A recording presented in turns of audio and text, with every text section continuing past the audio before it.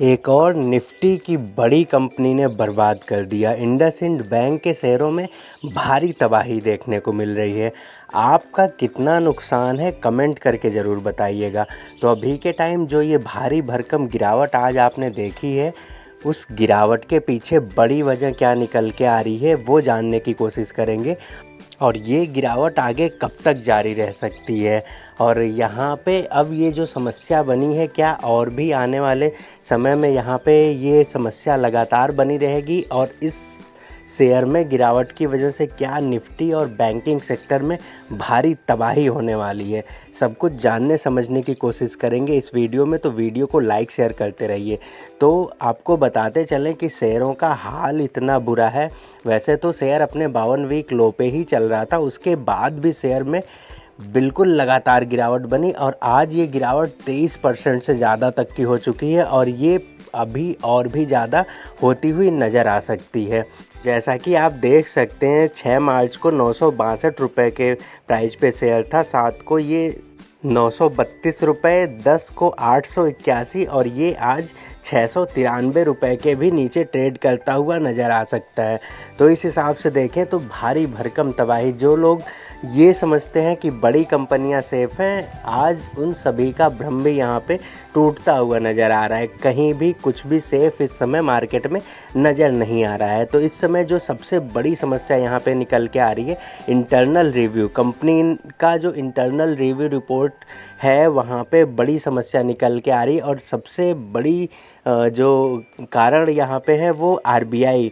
और आपको बताते चलें कि इनके जो डेरिवेटिव पोर्टफोलियो के खातों की समीक्षा में बड़ी गड़बड़ी नज़र आ रही है, और इस गड़बड़ी का नतीजा हो रहा है कि अब यहाँ पे शेयरों में सारी चौतरफा बिकवाली देखने को मिल रही है।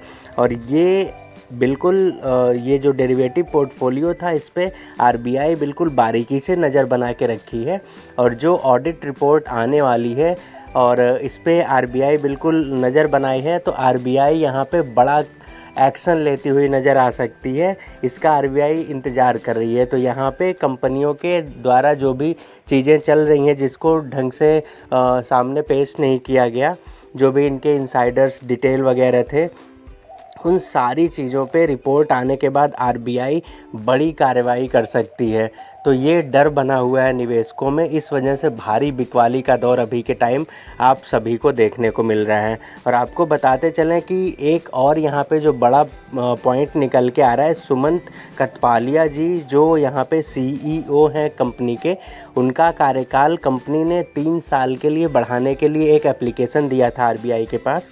आरबीआई ने उसको सरे से मना कर दिया, और इनका जो कार्यकाल है वो सिर्फ 1 साल तक के लिए बढ़ाने की मंजूरी दी है। तो ये एक बड़ा फैक्टर यहाँ पे निकल के आ रहा है कि सुमंत कथपालिया जी के कार्यकाल पे भी आरबीआई को शक है। तो ये निवेशकों को भी काफ़ी ज़्यादा चिंतित कर रहा है कि क्यों इनका जो कार्यकाल था उसको एक्सटेंड नहीं किया गया आरबीआई के द्वारा। और इस वजह से बिल्कुल जो सेंटिमेंट है कंपनी को लेके, वो बुरी तरीके से निगेटिव बना हुआ है। और सुमंत कथपालिया जी का भी एक बयान आया है, उन्होंने यहाँ पे बताया है कि आरबीआई को उन पे भरोसा नहीं है और उनके कार्यकाल पे। और इस हिसाब से अगर ये सारी चीज़ें जो हो रही हैं, तो कंपनी का जो डेरिवेटिव पोर्टफोलियो है उसमें लगभग 2.35% की बड़ी गिरावट हो सकती है, जिससे कंपनी का जो टोटल संपत्ति है वहाँ पे 2100 करोड़ रुपए से ज़्यादा की गिरावट आने की उम्मीद है।